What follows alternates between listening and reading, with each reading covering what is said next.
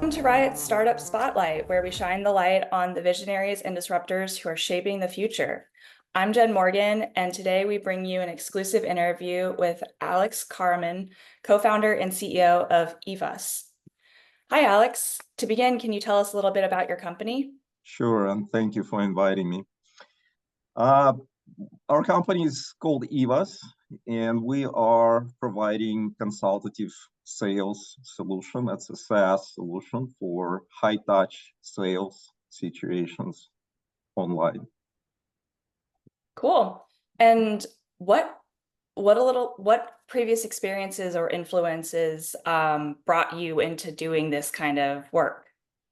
Well, I've been in the IT for 22 years, working in large companies and also in startups for some time now.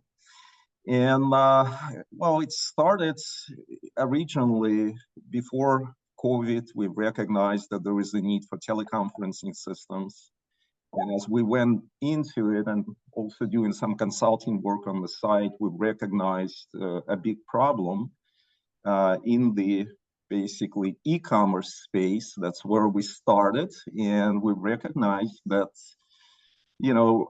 e-commerce is trying to remove people from the sales flow, and it makes sense because it saves money, the labor costs. But in high-touch sales situations, it just doesn't work.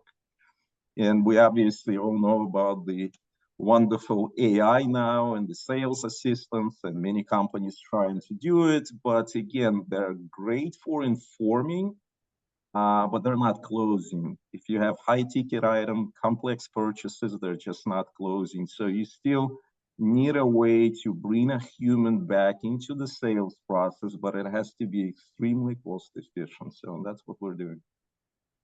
That's really interesting.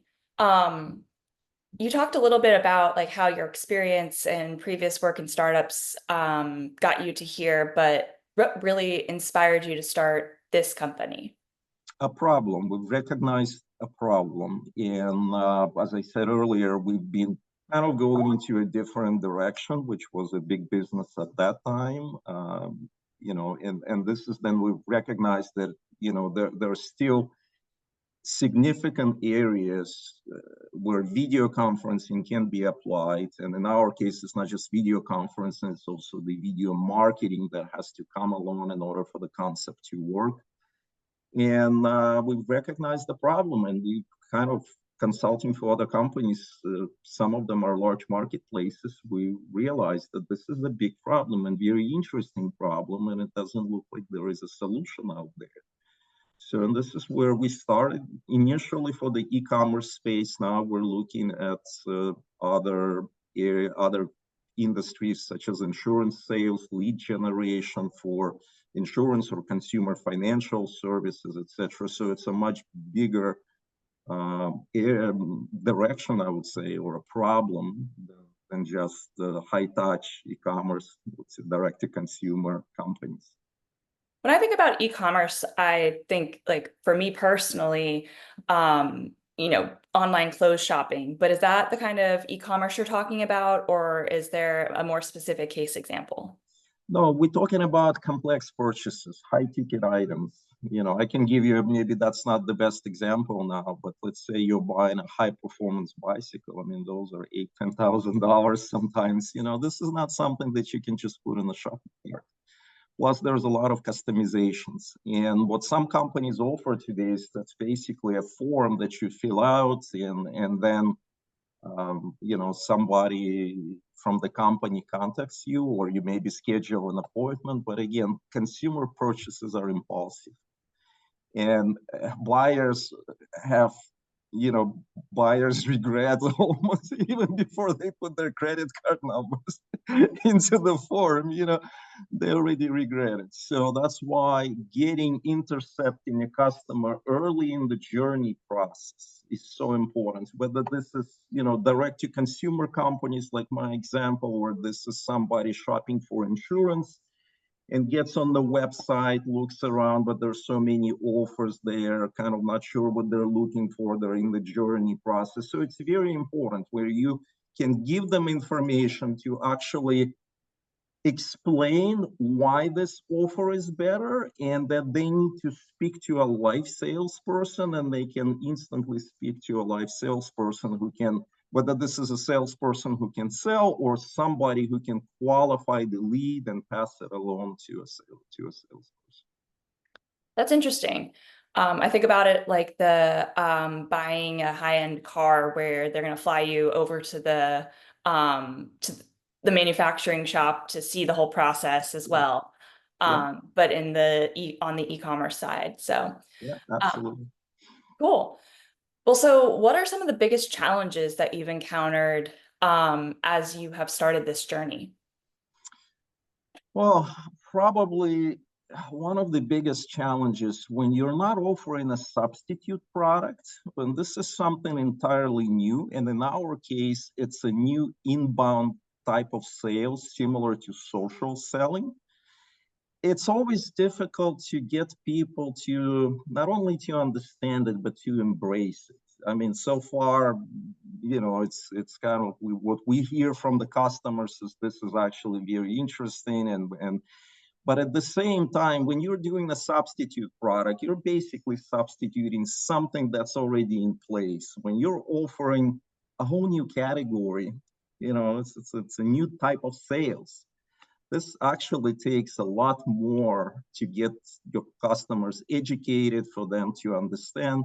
So that was part of the challenge. And then on the other side, as a startup, as a young company, you're constantly raising money. So again, you have to convince your customers, and you also have to convince your investors that this is actually the best thing since the sliced bread was developed. So, or I mean, No.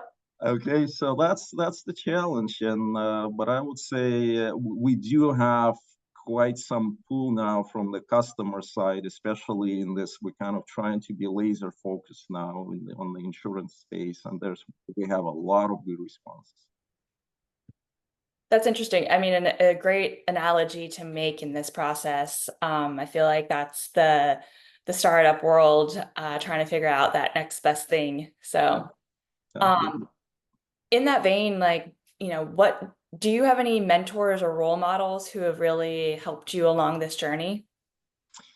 Oh yeah, many, and I would say it goes back to my early days, and I mean, this is the product of probably my entire my life career, and I had some very good people along the way, like I don't know, Dandy Young, for instance. He's a well-known from Washington D.C., well-known businessman who helped me a lot at some point, and then many other people, including, for instance, now our investors, our venture capital firm that believed in us early in the day, which helped us a lot. And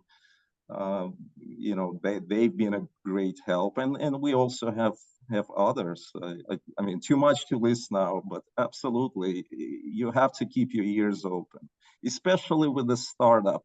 These are all great ideas, but they all need validation. And to validate, you need your customers, but you also need experienced people that can actually help you. And if nothing else, then tell you something like, Alex, that's not gonna fly. You have to think twice about it, before you. So it's extremely important to get that feedback.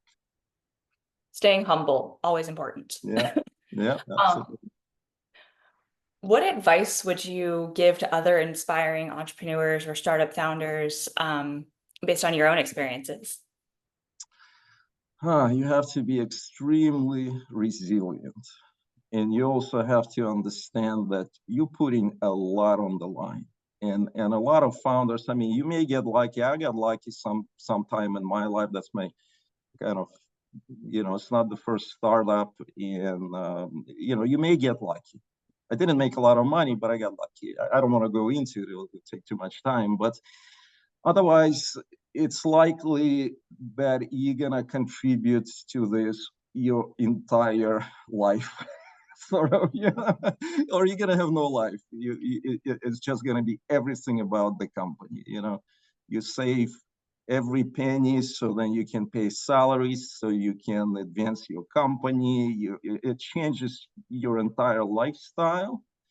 And so it's a very, very difficult journey, but it's also quite rewarding, if you're getting where you wanted to get. So, yeah, just be careful. Think of this very carefully. Can you sustain this? Can you actually withstand these kind of pressures? It's a roller coaster, and this is what a lot of founders say, they don't realize when they get into it what it is. It's crazy, but it's also quite rewarding. That's a hard lesson for, I think, a lot of founders to learn. Wow. It's probably the hardest thing I've done in my life. Well, I appreciate that. And that's all the questions that we have for you today. Thank you so much for sharing with us about your journey and about your company. Hope you have a great rest of your day. Thank you so much, and thank you for inviting me. It was great. Thank you. Bye. Bye.